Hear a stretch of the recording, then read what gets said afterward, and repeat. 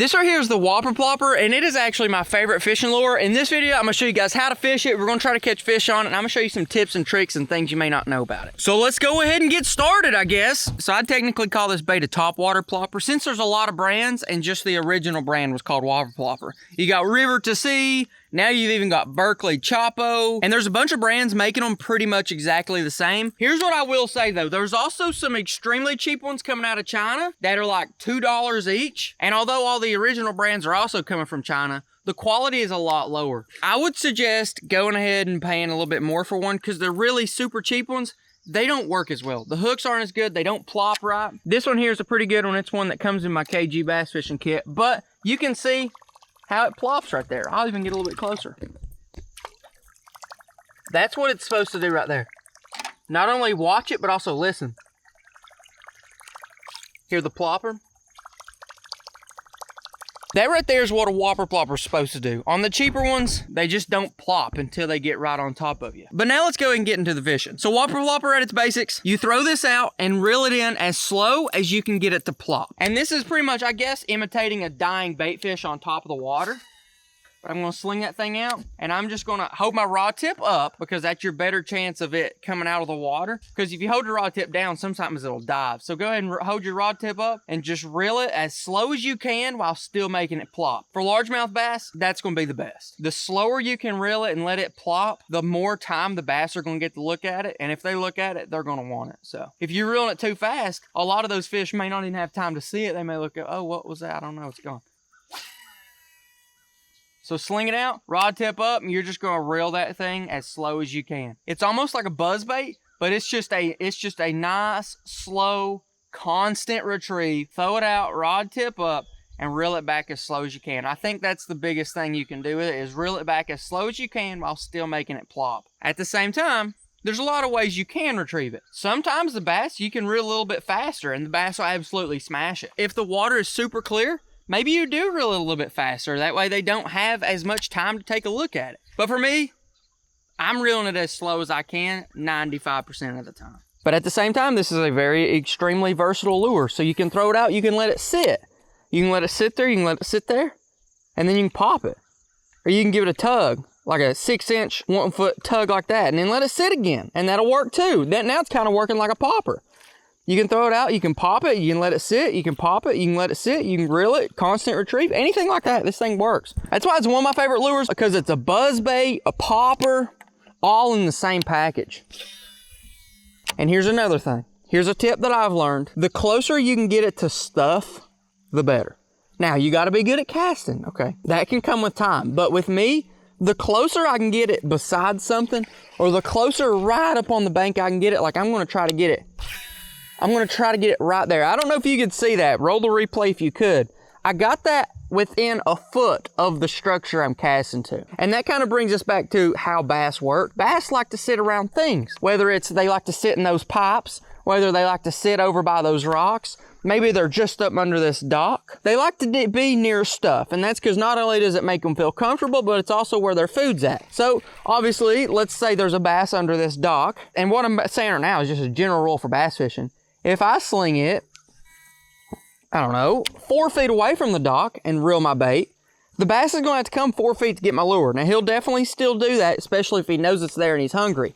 But I tell you what, he'll eat even more if I can get it 6 inches from the dock. So I'll see if I can't make all right, well there I'm hung up in the fish feeder. So you gotta be good at casting, and it's all risk versus reward. But if I can make a nice accurate cast, that right there is about 4 inches from the dock. I have a lot better chance of snatching a bass from under the dock, okay? And I've found that to be true with the Whopper Plopper, so true. And a lot of times, here's what'll happen. If you get it close enough to that cover, it'll hit, boom, you start reeling, within 3 reels my handle, that's whenever I get most of my bites. Believe it or not, that is literally when I get most of my bites with the Whopper Plopper. Now this right here is open water. I know it's 25 feet deep. I really don't think the bass are here, so I'm just gonna burn it through it, but that's okay. But most of my bites have came whenever I cast it really close to cover and I hit it with those first 3 reels of the handle. Boom, that's whenever it's so crazy. Sometimes as soon as, listen guys, here's the thing. This is an extremely versatile lure right here, okay? The bass just like to eat it. I don't know what it is. But I'll have at times where I hit it the water before I click the handle, my Whopper Plopper is gone. It's just a good bait, guys. They just like to eat it. I don't know. And it's fun to use. And it's a really nice weight too. That's what I like about it. It's a really nice weight so that if you're practicing with a bait caster, it's a really nice weight that you can really like cast around and have freedom doing it. Like, you know, if you get super light lures on a bait caster, you're gonna have a really hard time casting it. But generally, these things are the right size, the right weight. You can cast these really nice on a bait caster. They're very aerodynamic, so they fly good in the sky to, you know, get distance and stuff. And now I'm actually gonna switch spots right here, but let me tell you this while we're walking. A couple things I'm gonna hit on right here. Number 1, size. What size should you get? So usually they come in like 75, which is pretty small. They come in 90, which I believe this one is. I think they come in 110 or something. And I think that's millimeters. Your boy don't know. I don't know what that is. I think I use a 90 most of the time. 90 seems to be perfect for all the bass I do. Because even a big bass is going to eat a lure that size. And the small bass that can't even fit it in their mouth is going to try to eat it too. But I'll say this. They make giant ones about the size of this cork handle. I've used those for muskie. They're super fun. But don't try that one on a bass, it ain't gonna work. Go ahead and get you a 90, perfect size. Now here's another question. What color do you get? Well, I will tell you right now, color on a topwater rarely matters at all. And that's because the only part a bass is ever gonna see is the bottom, because they're looking up at it. So although my Whopper Plopper is a really vibrant color, the only thing the bass are ever gonna see is this right here, the bottom. And when they're looking at that, you just have to look at the sky and decide what you think is best. But realistically, I think any color works really good. But if I had to say the best color, it'd probably be black or white. And lucky for you, pretty much every color that they've ever made, the bottoms are black or white. So you can have fun with what color you want to choose. Because as long as the bottom's black or white, or I'd even say any color, you're good to go. That's why I picked this color, because it's pretty, I guess. I don't know. It looks real vibrant and it's really pretty and stuff, but I know that the bass never get to see what the top of that lure looks like. And that's okay. Another reason I really like this topwater is because as long as they're biting it, you can throw it in and it's not going to sink. So as long as you don't hit something on top of the water, like a tree or something, it's pretty well snag resistant. Because as long as it gets to the water, it's going to stay on top and it ain't going to sink. Now let's talk about time of year real quick while I'm fishing for a bass. As long as the fish are active, very active, the Whopper Plopper is going to work.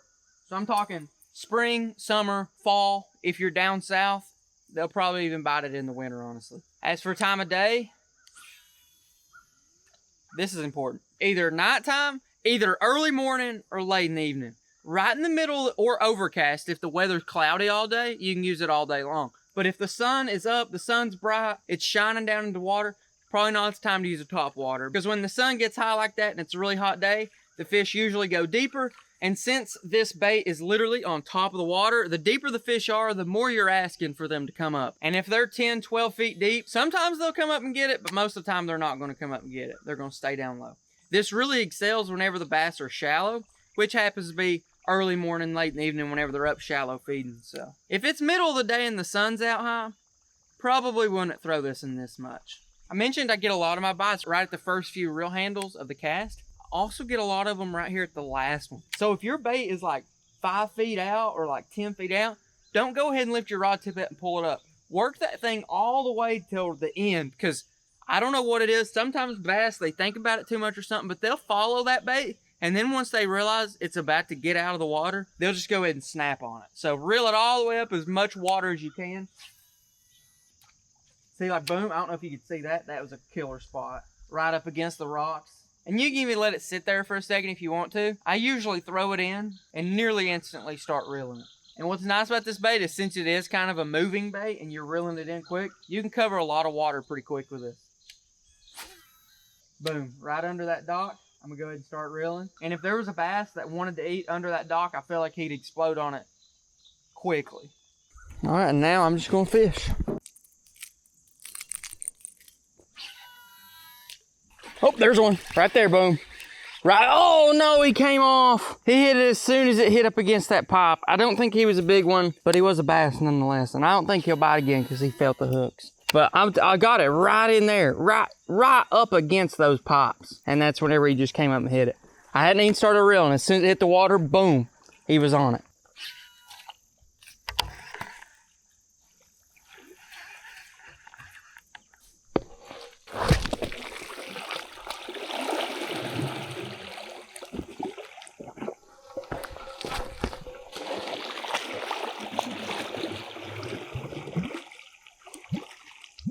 Y'all are getting a little bit of behind the scenes pond management. I had my dad come in here and put these pipes in, and they're all fine and dandy and everything, but had some people, they just ain't it aesthetically. So I was like, so I think I'm just gonna kick them in deeper. See if I can roll this one in deeper. See if it'll go. Yeah. So now that's just gonna roll down deeper. If all goes well, they'll roll right down up against those trees, and now boom. People ain't gonna know it when it fills back up, but right around these trees is gonna be a hot pocket for bass, all right? Because I casted right here, there was already bass sitting in them, so imagine that, just nobody else knows about them. No, that'll be funny. But yeah, just something cool. Pushing some pipes in the water.